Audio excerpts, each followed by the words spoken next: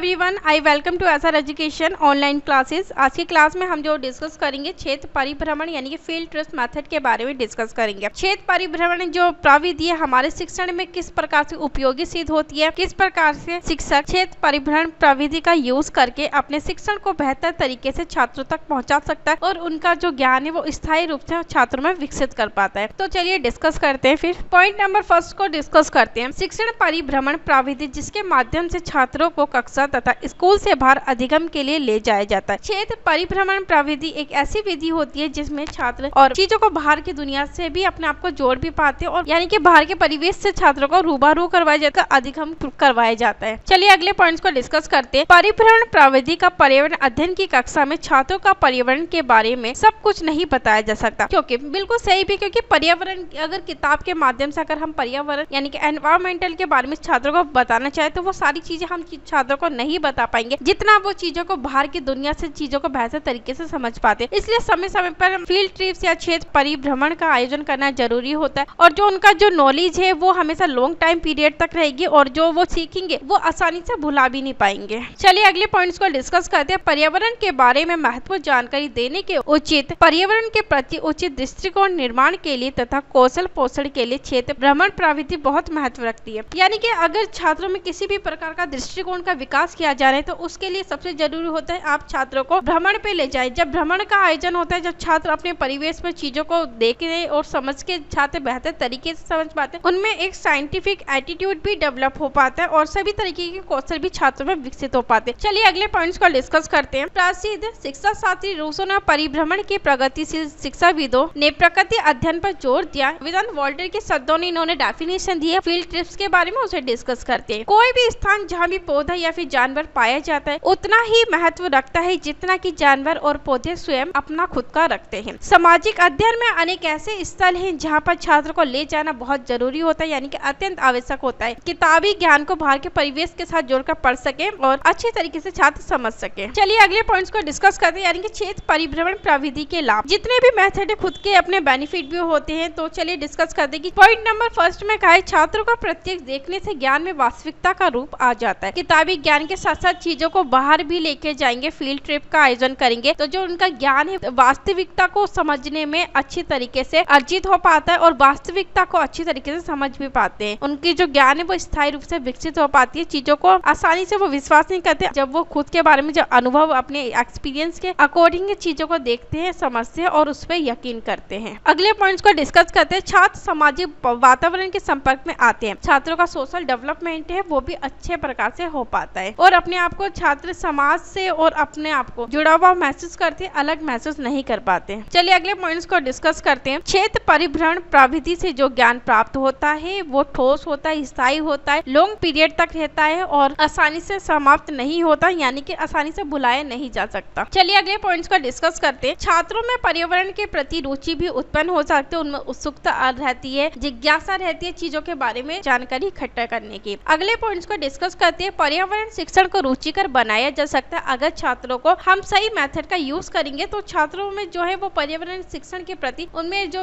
Interest है और रुचि है वो भी अच्छे प्रकार से डेवलप हो पाएगी। तो इसलिए हमें समय समय पर फील्ड ट्रिप्स का आयोजन करना चाहिए। चलिए अगले पॉइंट्स को डिस्कस करते हैं। इस विधि में छात्र प्रकृति को यथार्थ से देखते हैं, यानी कि इस मेथड के अंदर क्या होता है कि छात्र जो है ना वो प्रकृति को, बाहर के जो परिवेश को वास्तविकता के साथ जोड़ते हैं और समझते हैं। चलिए अगले पॉइंट्स को डिस्कस करते हैं। छात्र ज्ञान को क्रमबद्ध तथा सुव्यवस्थित करने में सक्षम हो पाते हैं। जब छात्र किताबी ज्ञान को बाहर के परिवेश के साथ जोड़ेंगे तो एक क्रमबद्ध चरणबद्ध तरीके से अपना जो ज्ञानी नॉलेज उसे अच्छी तरीके से सुव्यवस्थित कर पाएंगे। और अगले पॉइंट्स को डिस्कस करते हैं। छात्र को स्वावलंबी बनने का अवसर भी मिलता है इसके अंदर। का कहने का तात्पर्य कि छात्र मतलब खुद से करने की उनमें एक लालसा होती है, एक जिज्ञासा होती है, स्वयं ही किसी कार्य को करने के लिए तत्पर रहते हैं। चलिए अगले पॉइंट्स को डिस्कस करते हैं। छात्रों की निरीक्षण शक्ति का भी विकास अच्छे ढंग से हो पाता है। छात्रों में निरीक्षण शक्ति, अवलोकन शक्ति का जो डेवलपमेंट है वो भी अच्छे ढंग से हो पाता है। चलिए अगले पॉइंट्स को डिस्कस करते हैं। छात्रों में सहयोग की भावना का विकास हो पाता है, एक दूसरे का सहयोग करते हैं और एक दूसरे की मदद करते हैं। अगले पॉइंट्स को डिस्कस करते हैं। इस प्रविधि में छात्र क्रियाशील रहते हैं, हमेशा एक्टिव रहते हैं और सक्रिय रूप से अपनी भूमिका को अदा करते हैं। इसमें लर्नर और जो टीचर है दोनों ही हमेशा एक्टिव रहते हैं। चलिए अगले पॉइंट्स को डिस्कस करते हैं। जो तथ्य, बातें तथा घटनाएं छात्र सामाजिक अध्ययन की कक्षाओं में नहीं सीख सकते सकते हैं उन्हें भ्रमण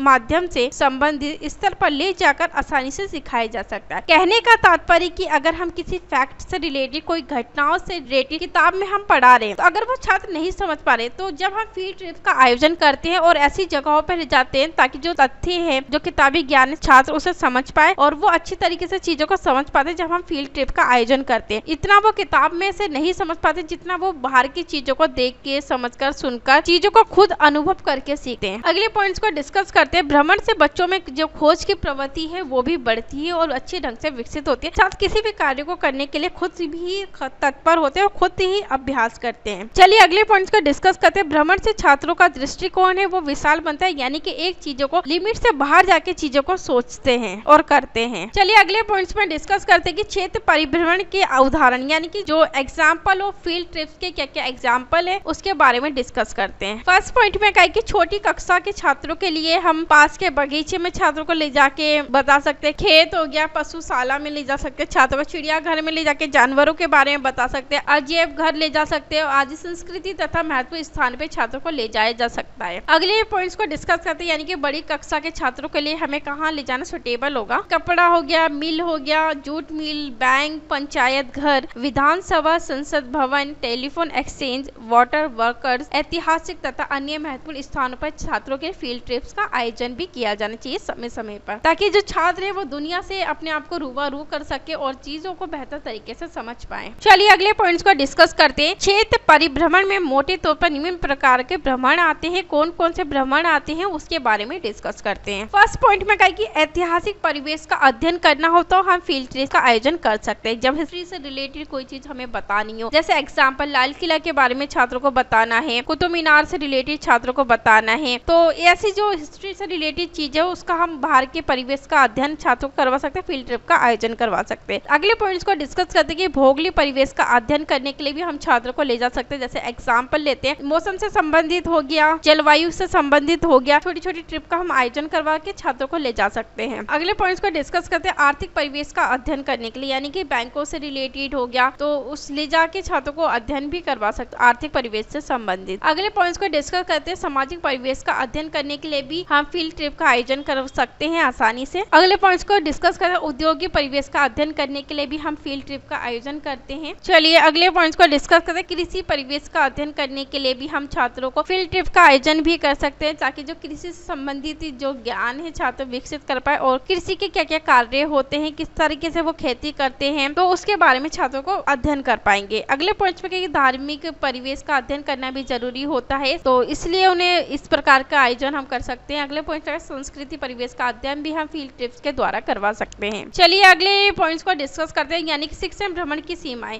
लिमिटेशन ऑफ फील्ड ट्रिप। कुछ मेथड की अपने खुद की खूबियां होती है, कुछ की कमियां भी होती है, तो क्या कमियां रह गई है, क्या इनकी लिमिटेशन है, तो उसके बारे में आइए डिस्कस करते हैं। फर्स्ट पॉइंट में कहा कि भ्रमण एक महंगी प्रविधि। हाँ, तो बिल्कुल सही है। अगर हम भ्रमण का आयोजन करते हैं छात्रों के लिए, जगह का निरीक्षण करना खर्चीली मेथड होता है, यानी कि खर्चीली प्रविधि यही है, तो इसमें धन व्यय भी बहुत ज्यादा लगता है। भ्रमण के लिए अनेक प्रकार की तैयारी पहले से पहले करके रखनी पड़ती है, ताकि छात्र भ्रमण के समय जाए तो किसी प्रकार की कोई असुविधा ना हो सके और छात्र को जिस कार्य के लिए हम भ्रमण का जो उद्देश्य है उस उद्देश्य को भी छात्र पूरा कर सके। चलिए अगले पॉइंट्स को डिस्कस करते हैं। कभी कभी शिक्षण भ्रमण को केवल मनोरंजन के साधन के रूप में ही लिया जाता है। हाँ, तो इसलिए जरूरी है कि हमें पहले से पहले चीजों के बारे में बता सके छात्रों की ये सिर्फ मनोरंजन करिए, उसके पीछे का जो ऑब्जेक्टिव है वो छात्र को बता सके और भ्रमण में आपको किस चीज का अवलोकन निरीक्षण करना है, क्या चीजों के बारे में आपको जानकारी लेनी है, उसके लिए पहले से पहले छात्रों को प्रशिक्षण और ट्रेनिंग देना जरूरी होती है। इसके लिए एक कुशल अध्यापक की बहुत जरूरत होती है। अगले पॉइंट्स को डिस्कस करते हैं। भ्रमण एक जोखिम भरा तथा संकटपूर्ण प्रशिक्षण प्रविधि है। इसकी व्यवस्था में अत्यंत सावधानी तथा सतर्कता बरतनी बहुत पड़ती है, ताकि किसी भी प्रकार का कोई भी असुविधा ना हो, कोई संकट ना आए भ्रमण के समय। इसलिए इस चीज का पहले से पहले प्री प्लानिंग होती है हमेशा। चलिए आज की क्लास को यहीं समाप्त करते हैं। अगली क्लास में कुछ अगले टीचिंग मेथड के बारे में डिस्कस करेंगे, क्यों हमारी टीचिंग के लिए टीचिंग मेथड का होना जरूरी हो सकता है और छात्र को हम स्थायी ज्ञान और अच्छे प्रकार से हम चीजों को छात्रों को समझा पाए, सही ढंग से टीचिंग मेथड का यूज कर सके। और अगर आपको सभी चीजों की पीडीएफ चाहिए, पीडीएफ के लिए आपको टेलीग्राम चैनल पे ज्वाइन होना पड़ेगा। तो थैंक यू सो मच। अपनी तैयारी को बेहतर तरीके से करते रहिए।